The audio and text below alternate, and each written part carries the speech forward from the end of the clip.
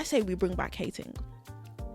I say we bring back real old school hating, because clearly we don't hate hard enough. Love of money makes justice so avoidable, and it makes accountability so avoidable, because people who have it are able to just evade the natural processes that everyday people who don't have as much money have to undergo. A lot of young men are expressing their masculinity in violence towards women, but if they had the right perception of masculinity, they would know that it doesn't take violence against women to define you as a man. Good morrow, saints, and welcome back to It's That Deep, the podcast. I'm your host. My name is Feyisara, and this is a podcast where everything is that deep, from politics to pop culture to news to fashion to current affairs.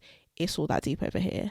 And this week I'm gonna cut right to the chase, because I want to jump straight into my first honorable pick, and we are talking about Diddy. So no long thing, let's just get straight into the episode.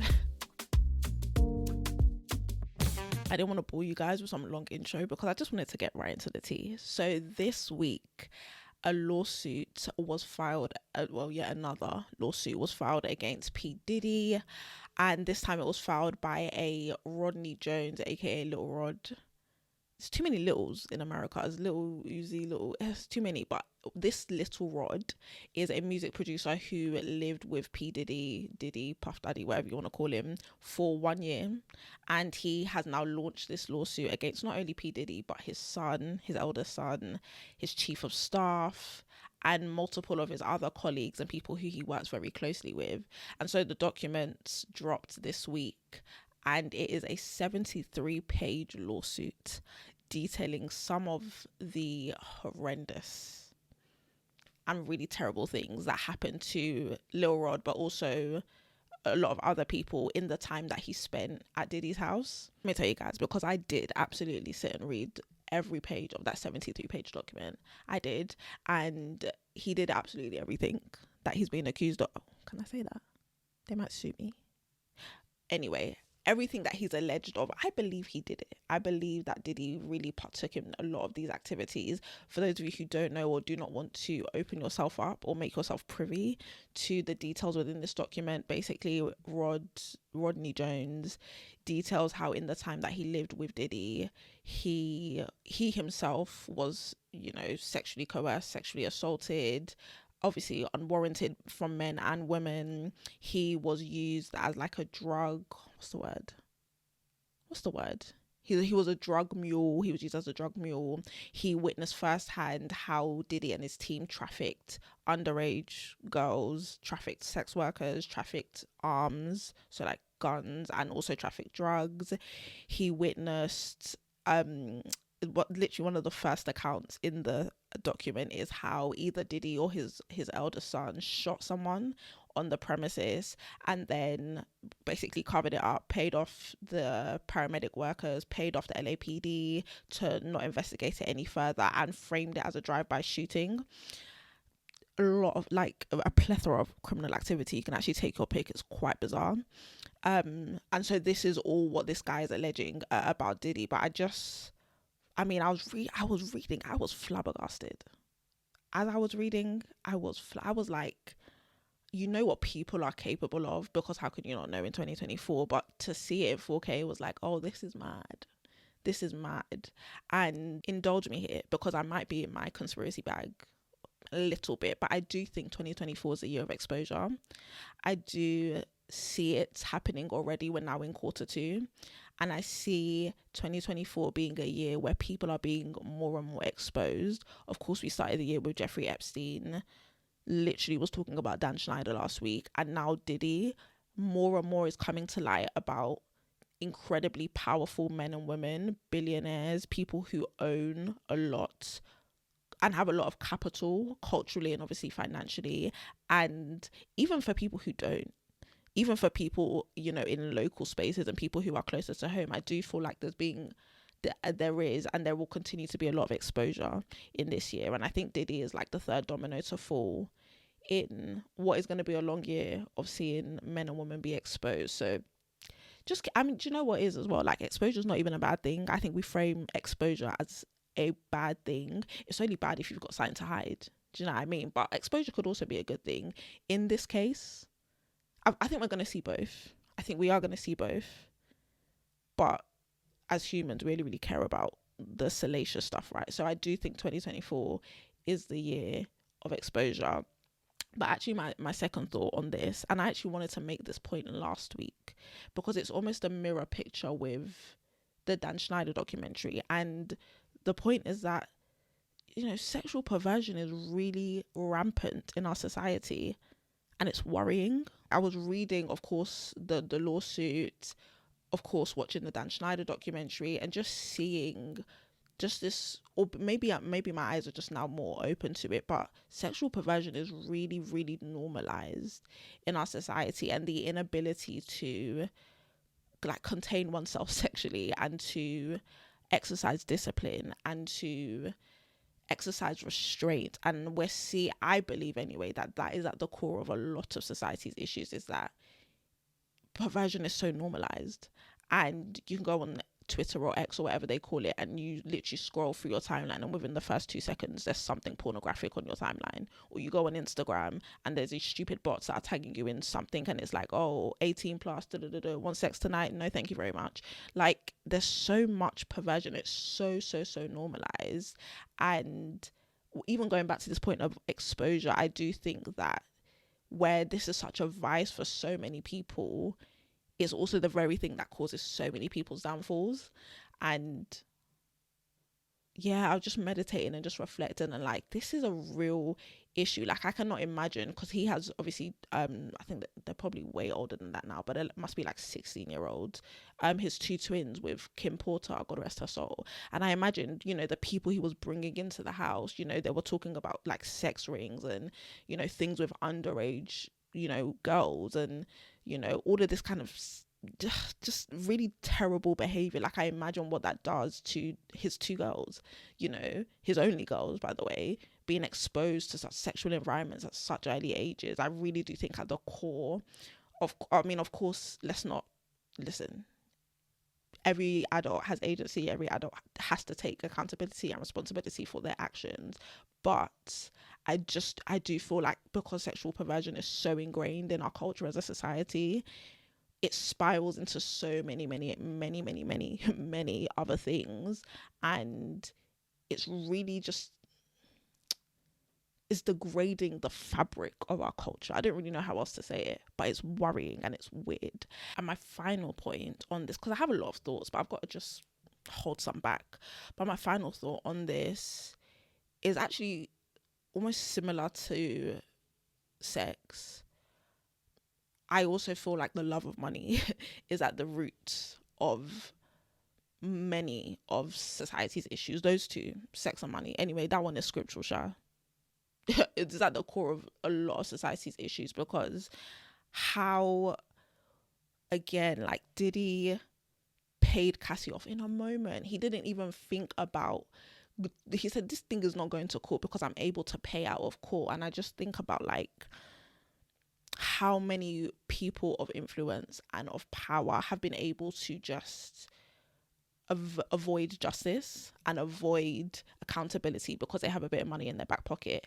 And I mean, even how they get there, that even needs to be interrogated, because I don't believe anybody should even really hold billionaire status, because it's not possible to get to that level of wealth without having hurt somebody, without having to have been a bit morally corrupt, without having to have stepped on somebody or disadvantaged somebody in the process. So first of all, to even get to that status, I don't even think we need billionaires or millionaires.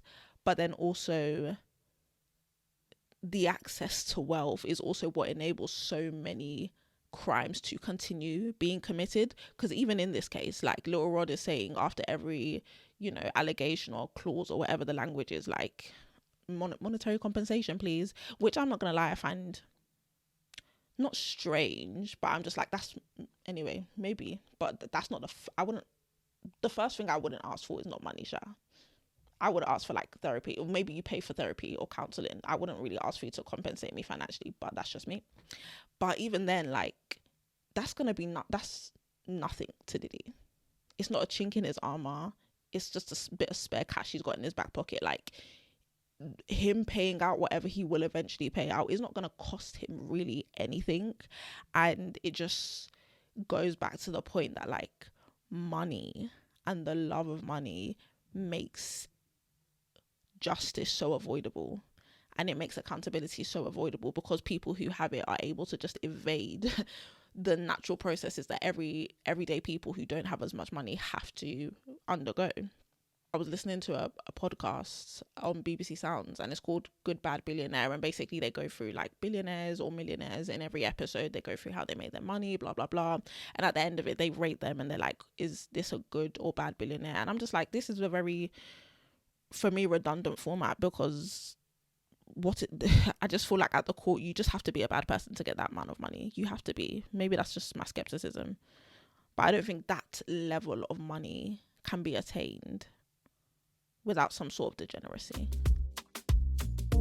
So honorable pick number 2, I do kind of feel like this is out of the news cycle a bit, but A, it's my podcast and I can talk about what I want, and B, I actually think there are some interesting themes that I've been dying to discuss.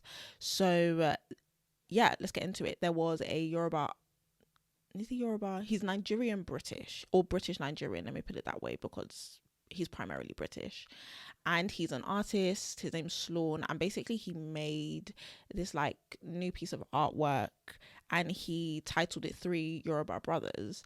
But when you look at said artwork, friends and family, it is basically a picture of 3 gollywogs. I don't even know that I'm allowed to say gollywogs on YouTube, but sure, I've said it now. So yeah, it's artwork of 3 gollywogs, but he's named it 3 Yoruba Brothers. If you don't know what a gollywog is, I feel like everyone does, but it is basically a racist caricature, or it's a doll primarily, but it's based off of a racist caricature about black people. It came from like the days of minstrel shows where people would dress up in blackface and like over exaggerate black features, and so then it became like a really famous doll that particularly British people really, for some really weird reason, held very dear to their hearts. Very inexplicable. But he made the artwork now, and then he came to Twitter to like celebrate himself and tell us all how he sold it for 31k. And you know, rightfully so, people had questions, because how do you first of all sit down and say, yeah, I'm gonna paint gollywogs today? What's your motivation behind that? But you know what, I'm not an artist, so maybe I'll leave that one to you. But then for you to then go and label that thing 3 Yoruba Brothers, that was the bit I was like, oh, we're all smoking something here. Because what about gollywogs shouts the British Nigerian experience? Pray tell. I'll wait.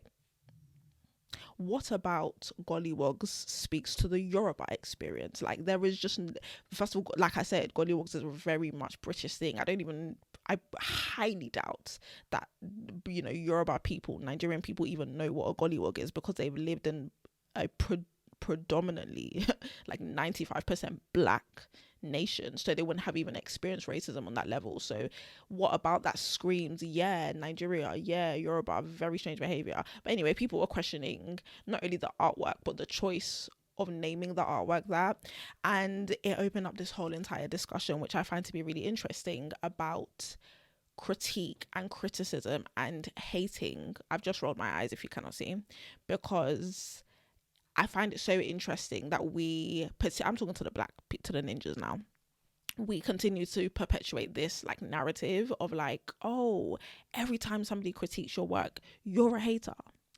It's a theme I see a lot. I mean, I'm Black British, so I can only really refer to what I know, but it's a theme I see a lot in the Black British space, particularly in the arts and entertainment. The minute, you know, you question somebody's art, you know, don't agree with it, you critique it, immediately that label of hater is placed upon you. Like they did it, I remember when Top Boy came out, the last season of Top Boy, which I have never watched, but I remember when it came out and people were like, this is not the ending we wanted. It was very, very poo. And Big Zoo, you know, came to Twitter to tell us how everyone's hating on people who are doing big things and da-da-da. And it's just like, just shut up. just hold your lips.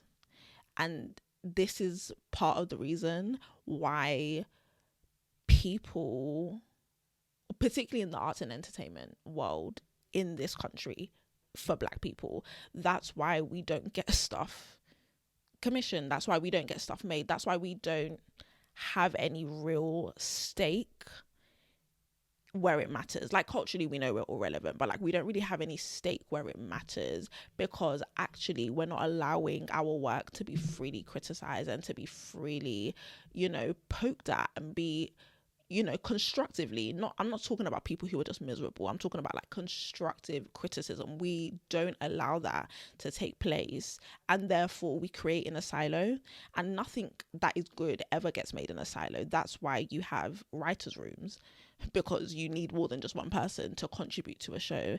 That's why we have, you know, panels when, I don't know, like when BAFTAs are given out or Oscars are given out. It's an entire, you know, judging panel. Things that are made in a silo are often not that good. Maybe apart from like Banksy. I don't know. But actually Banksy has a team.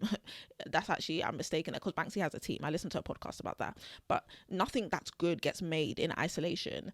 Same way, you know, we should be able to critique, and we should be able to, you know, point a finger at something and say, oh, I'm not really a fan of that. I didn't like how you did something, you know, I didn't like how you painted that artwork, and not be labeled a hater. And I think culturally we're like moving, I'm gonna sound like a gammon, but like we're moving into the space of such sensitivity and such snowflakeness, to the point that we can't say anything, or you're just classified as a hater. I just think framing everything as hating is so lazy and so frustrating, especially because it is genuine constructive criticism. I know there's people out there with bad vibes, but for the most part, it is constructive criticism. You know, I say we bring back hating. I say we bring back real old school hating, because clearly we don't hate hard enough, because people are still out here saying and doing very stupid things. Hating is an art form that many have not yet mastered, and I say we bring it back. I'm a proud hater. I am a proud hater. And so we need to, as people, just be content with the fact that not everybody is gonna like what, as creative people, not everyone is gonna like what we do. Not everyone's gonna like what, there's somebody that hates this podcast. There's somebody that probably does not enjoy this podcast. Do I think they're a hater? No. Do I think they have poor decision making skills? Absolutely. But that's not the point. They're not a hater. And we just have to be content with the fact that we live in a multicultural world with diversity of thought and diversity of acceptance. And not everyone's going to love everything you make. It doesn't make you a hater. Okay, on to our main story for this week. And I want to talk about knife crime, because I'm sure that many of you, like myself, came across this video this week of a knife attack on a train. I think it was going towards Southeast London, and greatly disturbing. You know, I'm naturally a very dramatic and exaggerative person. I love that for me, but I'm not exaggerating here when I say that this was one of the worst videos I've watched in a very long time. Yeah, very disturbing. Very, very, very disturbing. And then it came out on the news the next day that the person who had been attacked is now, you know, suffering near enough fatal injuries, and the person who attacked him is a 19-year-old boy. I would say boy, not man. But yeah, incredibly disturbing, and just been all up in me since I've seen the video. And, you know, of course, my natural tendency is to go to the question, well, how on earth do we solve this issue? How on earth do we address this? Because it's so layered and it's so complex and it's so multifaceted that I don't think there is just one answer. I don't think there's just one solution, but it's knowing which one to kind of start with, or maybe it's multiple that we start with simultaneously. And I also think it's a very fascinating conversation to have, because naturally people's biases and prejudices, which we all have, will inform how they think we should treat this issue. So for some people it might be, you got to start with the home, you've got to start with, you know, present fathers, you've got to start with toxic masculinity in the home. Other people, it will be, you've got to start with, you know, stronger sentencing and stronger laws and things that will be an actual deterrent to violent crime. Other people will say, it's a spiritual issue. You got to pray, you got to lay hands. Other people will say we got to go into the schools and we've got to do the education on this. Like, it's varied responses, and everyone will carry a different response depending on their background and their biases that they hold. For me, and disclaimer, this is not going to be a long main story because, again, like I've said, it's a multifaceted issue and I really don't know, but I'm curious to know what you guys think. For me, I think it starts in the home, to be honest, as do most issues in society. Like, a poor upbringing, or an upbringing that's filled with trauma or violence, or, I'm gonna say it, I might sound a bit GB newsy, but like absent fathers, people don't think it has an impact, but it very much does. From sociological, so corny, but from like a sociology standpoint, it's called primary socialization. The first, I think it's 8 years of your life are the most imperative years in terms of shaping who you are as a person, shaping your belief system, shaping your value system, shaping how you see the world. And that happens primarily in the home. Secondary socialization, of course, happens in the schools, in the streets, external to the home, but actually it's very hard to reverse tenets and key tenets that are put down in primary socialization. So for me, I say the home because the core and the essence of who everybody is can be found in those first 8 years of their lives. And so it's not enough even to just have like for it to be a 2-parent household, because people like to use that argument, and people who sit on a particular side of the spectrum and who hold certain racist beliefs like to throw that out a lot as a justification for their incoming racism. But it's not even enough to just have that, because in having that, they need to be like, there's a presence, there's being present, and there's having a presence. Ooh, that's giving Oprah. Were you silent or were you silenced? But anyway, there's a difference between being physically present and then being actually available. And so having a 2-parent household is great, but actually having parents who are invested in you and who you can be accountable to and who steward you well and who discipline you well is far better than just having 2 people in your house who are just there and just come and go. And so I actually think, even on that, like, there is also naturally woven into that an ability to learn masculinity properly, because this is a male issue. Let's not even lie here. It is primarily young black boys. I think some people aren't gonna like that, but it is primarily black boys who carry the knives and are victims of knife crimes. And so when you have that core family unit and a present and emotionally available father, you get an access to an understanding of masculinity that many others may not. And so your understanding of masculinity comes from what you see as opposed to what you're taught. It's that the age-old argument. We all know that, like, society teaches masculinity is P. Diddy, right? Is having lots of money and having lots of women and being incredibly influential and intimidating. But actually, we all know it should be the reverse of that, but to see it is different to be taught it. So when you see it, you're able to emulate it. You can't emulate something you don't see. And so masculinity, I think, and having the right perception of masculinity and therefore the right expression of masculinity is incredibly important to this argument. That's why we see things like femicide on the rise, because actually a lot of young men are expressing their masculinity in violence towards women. But if they had the right perception of masculinity, they would know that it doesn't take violence against women to define you as a man. And so for me, that's my very quick contribution to an ever growing and a conversation that's continually being had in terms of how on earth do we address knife crime. Do I think, unpopular opinion, I do agree with stop and search. Y'all might beat me there, but I do agree with stop and search. I do agree with stronger sentencing. I do agree with stronger deterrence. But actually, like I said, you can only do so much after the point of primary socialization. Once you've laid down those core tenets, once you've laid the foundation, okay, then cool, let's build on all of that. But for me, everything starts in the home. And so I really want to know for yourselves, what are your thoughts on, like, how on earth do we address knife crime? How on earth do we stop it? Because it can be stopped. Glasgow is a perfect example. Was the murder, might still be the murder capital of Europe, but they had a very, very bad knife crime problem, worse than London, but actually they've rehabilitated it massively. So it can be solved. It's just about how we attack it.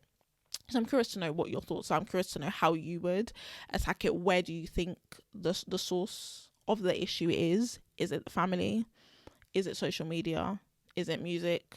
These are all very valid arguments, but what is the primary one?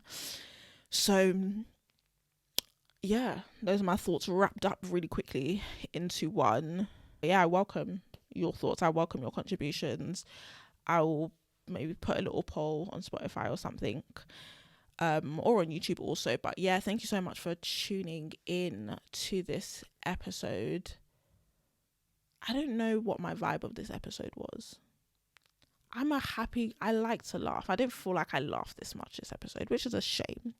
However, this is why we go 52 out of 52. So maybe we'll be back next week and maybe we'll have some laughter. But thank you so much for listening, for watching. If you're on YouTube, like, comment and subscribe. If you are on Spotify, rate the podcast, share it. And yeah, just show us some love. Thank you so much. I hope you all have an amazing, this will be a bank holiday weekend if you're listening on time. If not, just have a great week and I will see you in the next episode.